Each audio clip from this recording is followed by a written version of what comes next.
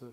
Now, you said Australia Post's parcels business is benefiting from the e-commerce boom, but the parcels business is a competitive one, whereas letters is a monopoly. Very much so. So can you just expand a little bit on the environment, the economic or market environment of the parcels business? Sure. So, look, I think the correct statement is that the parcels market in general is growing, particularly in the areas where people can order things from retail e-commerce. However, it is a highly competitive and capital-intensive business. So Australia Post faces competitors who have shareholders, and they are investing new express parcel sorting centres and so on to maintain a competitive position. And we're seeing some big players coming into the market, Singapore Post and Japan Post, both coming into the Australian parcels business. Correct. So Japan Post is a recent development. Toll is a formidable competitor anyway. They now have a new parent. We'll wait and see how they act as shareholders. But these businesses are investing, several $100 million each city and each couple of years, which adds up to a lot. If Australia Post has to make those investments to stay competitive and put capital or cash into the letters business, then it's likely that it won't be competitive. It'll fall off the pace. I understand. No, it is a tough position.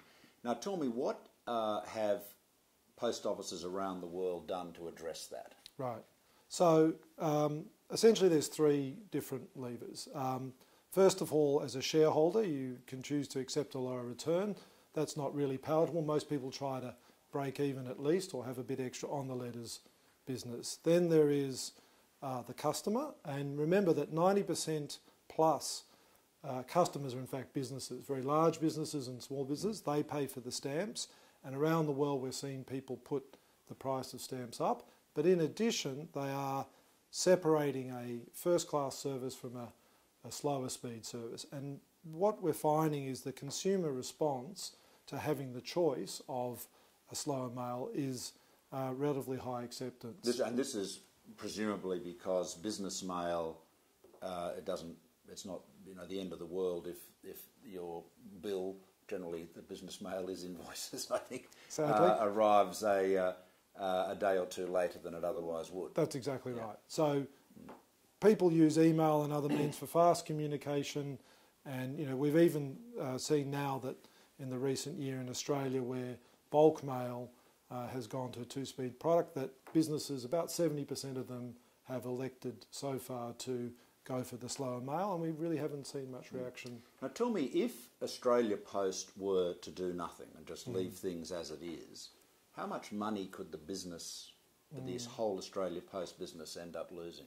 Well, it's significant. So we estimated in the report that over a decade, about $10 billion in the letters business overall, and about $6 billion if you net that off against the parcels business. So these losses are just going to get bigger and bigger, and that was a cumulative figure. Well, that's obviously unacceptable from any point of view.